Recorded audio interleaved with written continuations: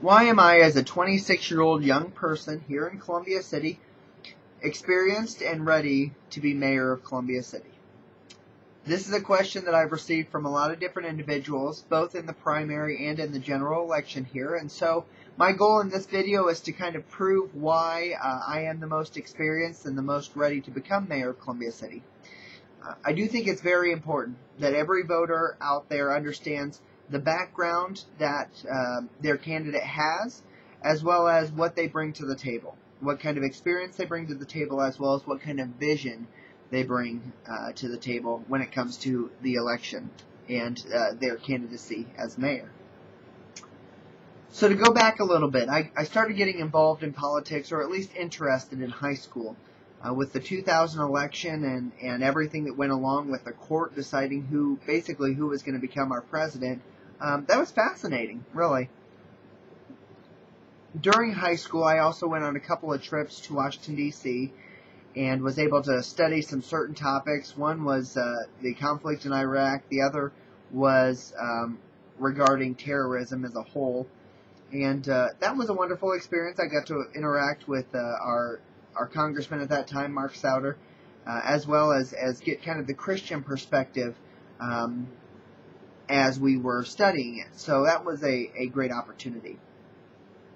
Going into college, I wasn't certain that politics was really where I wanted to be, but rather I had a real passion for music, and specifically show choir and singing, and many of you may remember me from 4 years in show choir at Columbia City High School, or being in musicals or things like that. That was always something that I really, really enjoyed.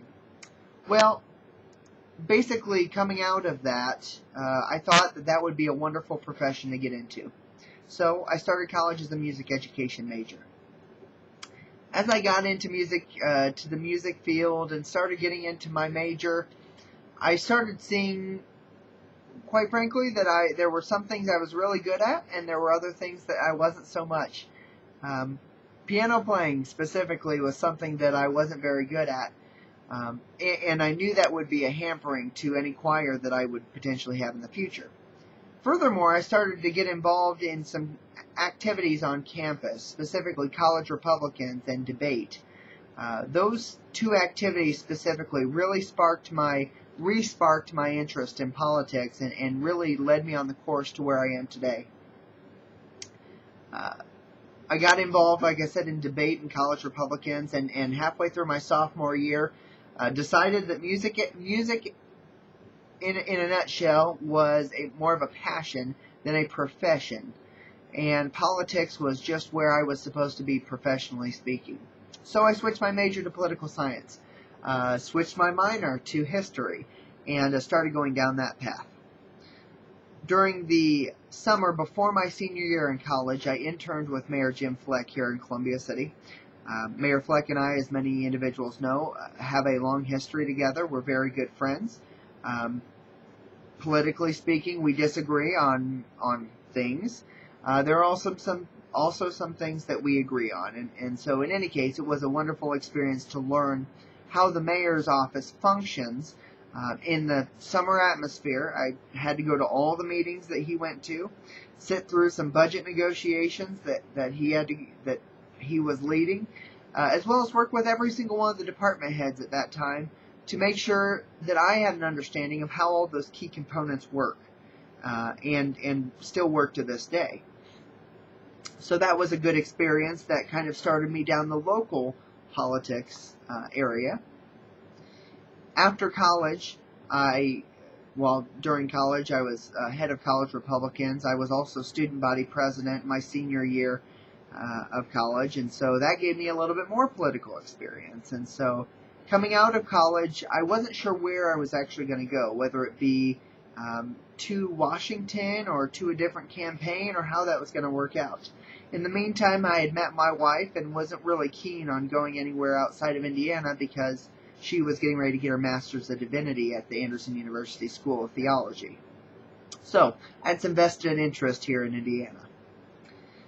I ended up applying for the Governor's Fellowship Program out of Governor Mitch Daniels' office. And through chance and fate and just opportunities that, doors that I think God opened for me. I was able to become a governor's fellow for a year. I spent the first quarter of the fellowship in the Department of Administration working on motor pool and aircraft, the motor pool and aircraft division. Part of that, actually a lot of that, was spreadsheet and database work, trying to make sure cost model wise if our fleets were worth the money that they had. Unfortunately, that wasn't really my cup of tea. It was a great opportunity and great experience for me to understand how motor pools work on that scale, but not really where my passion was. My second quarter, and ended up even going into my third quarter, I worked at the Office of Community and Rural Affairs. This was the first governor's fellow they had ever had, and it was an opportunity for me to understand how the state works with local rural governments to improve themselves and to help them improve. In my time at Okra, I organized a rural conference. I worked on broadband internet policies, and I worked on multiple issues involving specific rural areas. Coming out of that, I worked in the governor's office for a quarter, and as fun as that was, and as high intensity as that was, I could really feel a pulling back to local government and back to rural Indiana.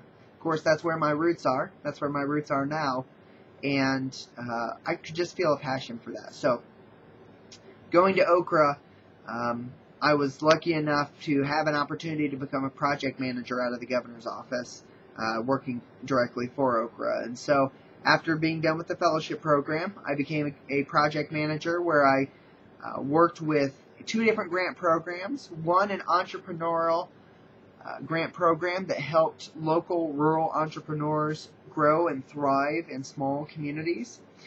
The other grant program I worked with was an educational and workforce development grant program where I was able to work side by side with communities across Indiana to improve their education for their kids and their adults, as well as improve the workforce educationally speaking. So there was a couple of issues there that I really got to work hands-on.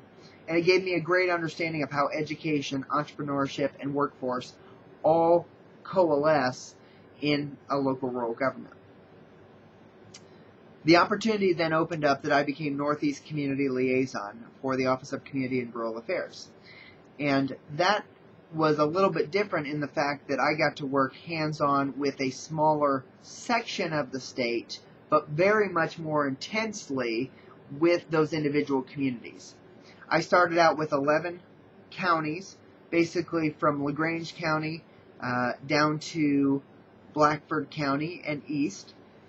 My territory then got opened up some more, and I took on 3 more counties. I took on Elkhart, Kosciuszko, and Wabash County. And then it got opened up even more to where I took on Madison, Delaware, and I think that's Madison, Delaware County. So in any case, I took on those counties, and I worked specifically with all of those communities. You name a community here in the northeastern part of the state, I'm almost positive I've worked with them. Any incorporated town or city, I've worked with. Even some of the unincorporated towns, like Howe, I have worked with specifically. So there are some different places there, but they all have similar issues. They mainly have issues with infrastructure. So again, water, sewer, stormwater issues. They may have issues with their roads and sidewalks. They may have issues with budget. They may have issues with community center or senior centers or a parks issue. I've worked on all of these kind of projects, specifically in small rural communities.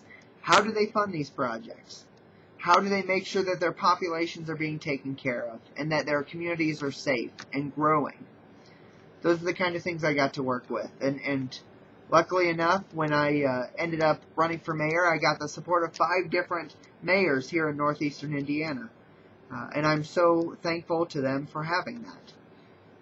I think my job at Okra really prepared me to become mayor of Columbia City because I got to work on those specific issues. I understand how a budget works. Here, and it's very different from your local, your individual budget. City budgets are basically, their goal is to break even, so that we don't have to raise any more taxes, or we don't have to go any farther in debt. And hopefully not go in debt at all. The goal is to have a zero line, so that we don't have to go up or go down, that we can stay right where we're at in a sweet spot. It's very different from business, and it's very different from our personal budget. We try to stay right where we're at without having to raise taxes, and it really makes an impact on the economy. Furthermore, having an understanding of how sewer, water, and stormwater work here in the community are very crucial. There's so much that you can know in a short period of time, and quite frankly, it's not enough. Because of the unfunded mandates coming from state and local government, you have to have an understanding of how the wastewater system works, how bonding works, how you can find grant dollars. Having those connections to the different granting agencies, those are critical when it comes to running a local government. Furthermore, having an understanding of how economic development works on a local level is really important. How are you going to grow your community if you don't have businesses and residents moving in? How are you going to offer incentive packages if you don't have an understanding of how utility rates work at a macro level and what businesses are looking for? Those are the kind of things that I learned at my time at Okra.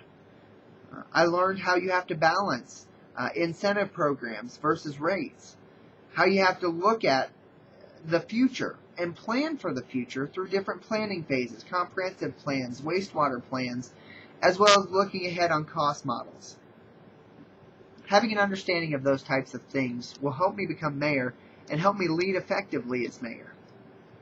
In community development, you have to understand how to bring people together.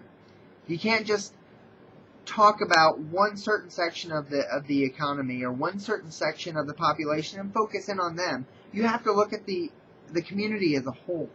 You have to look at every part of the city limits. Is everyone being served equally? Is Eagle Glen, as well as the southeast side, as well as Hannah Street, as well as Westgate, as well as the yellow apartments, I call them, the yellow apartments up near the old Scotts building, near Armstrong Park. Are those places being served equally? Those are the kind of things that you have to have an understanding of. Where is our future growth going to take place? How is our future growth going to take place? What kind of incentives can we offer businesses? What kind of economic development can we expect in the next 10 years? Those are the things that are absolutely critical. Having my certificate in economic development and community development, both from Ball State University, having a political science degree from Anderson University, and understanding how local government works from the Office of Community and Rural Affairs, having an understanding how entrepreneurship and workforce development come together as a critical engine within your local economy from the Office of Community and Rural Affairs as a project manager. Those are the things that I bring to the table. I hope that this clip will give you a little bit of an understanding of my background, why I have a passion for local government, where my passion came from, as well as what I understand about how local governments run and what I'm bringing to the table. If you have any questions about me, about my background, about my vision, things like that, I encourage you to visit our website at www.ryandanielformayor.com. I also encourage you to email me with your vision or your questions at ryandanielformayor@gmail.com. Thank you very much, and I hope I can win your vote over and make sure that you vote November 8th. Thank you very much.